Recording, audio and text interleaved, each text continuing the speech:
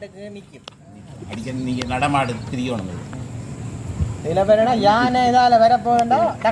அரசாங்கம் பாராமுகமாக செயற்படாமல் எல்லைப்புற கிராமங்களின் பாதுகாப்பை உறுதி செய்ய அரசு உடனடியாக நிதி ஒதுக்கீடு செய்து நிரந்தர யானை வேலி அமைக்க முன்வர வேண்டும் என போரதீவு பற்றிய பிரதேச சபையின் தவிசாளர் வி வன்னிமேனன் கோரிக்கை விடுத்துள்ளார். மட்டக்களப்பு மாவட்டத்தின் போரதீவு பற்றி பிரதேச சபைக்குட்பட்ட எல்லைப்புற கிராமங்களில் நிலவி வரும் காட்டு யானைகளின் அச்சுறுத்தலை கட்டுப்படுத்தும் நோக்கில் முதற்கட்டமாக சூரிய சக்தியிலான மின் விளக்குகள் அமைக்கும் திட்டம் ஒன்று ஆரம்பித்து வைக்கப்பட்டது. மட்டக்களப்பு மாவட்டத்தின் போரதீவு பற்றி பிரதேச சபைக்குட்பட்ட வெள்ளாவளி வட்டாரத்தில் உள்ள விவேகானந்தபுரம் உள்ளிட்ட எல்லை கிராமங்களில் அண்மை காலமாக காட்டு யானைகளின் ஊடுருவல் அதிகரித்துள்ளது.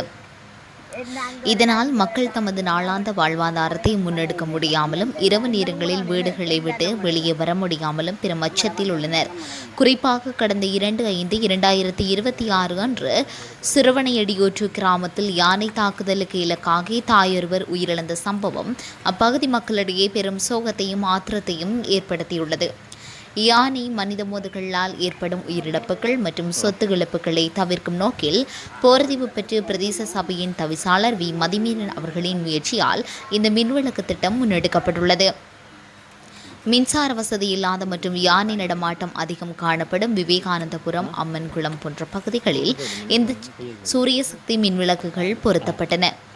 இதன் மூலம் இரவு வேளைகளில் யானைகளின் நடமாட்டத்தை முன்கூட்டியே அவதானித்து மக்கள் பாதுகாப்பாக இருக்க வழிவகை செய்யப்பட்டுள்ளது.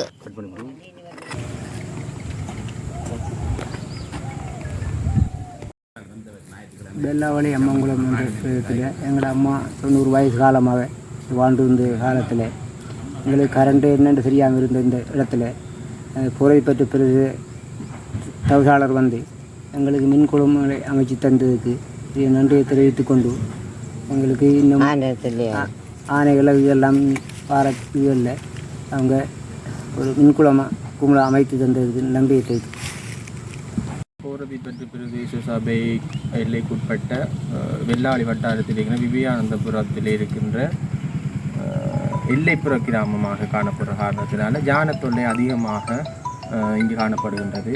அண்மையில் கூட எங்களுடைய போரதீவு பற்றி பிரதேச சபை எல்லைக்குட்பட்ட சுரநேடி பகுதியிலும் யானை தாக்கி ஒரு தாயார் மரணம் அடைந்த செய்தி அனைவருக்கும் தெரியும்.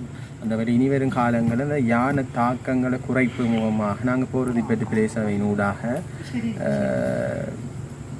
மீன் குமுல்கள் பொறுத்து நடவடிக்கைகள் ஈடுபட்டிருக்கின்றோம். அந்த வகையில் விவேகானந்தபுரத்தில் இருக்கின்ற இந்த எல்லை கிராமத்துக்கு சோலார் மீன்குமிழ் பொருத்துவதற்கான நடவடிக்கை இன்றைய தினம் நடைபெற்றது.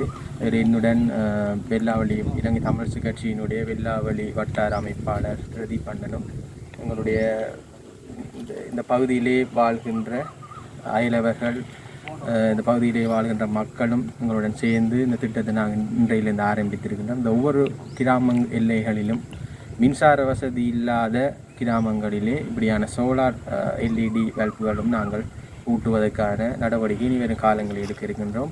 முக்கியமாக மட்டக்களப்பு மாவட்டத்திலே இந்த யானை வேலி சம்பந்தமாக 96 கிலோமீட்டர் ஏற்கனவே மட்டக்களப்பு மாவட்டத்துக்கு ஒதுக்கப்பட்டிருந்தும் துரதிர்ஷ்டவசமாக போரதீவு பற்றி பிரதேச சபைக்குட்பட்ட இந்த பகுதிக்கும் 1 கிலோமீட்டர் தானும்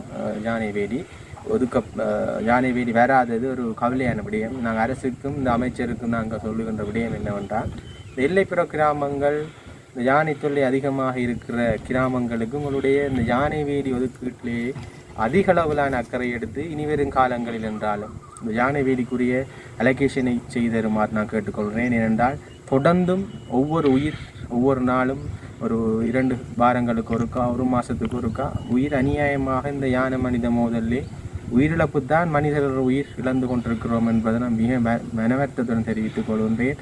உடனடியாக எதிர்வரும் காலங்களில் ஜனாதிபதி அவர்கள் கூட மட்டக்களப்பு மாவட்டத்தை விஜயம் செய்ய இருக்கிறதாக நாங்கள் அறிகிறோம்.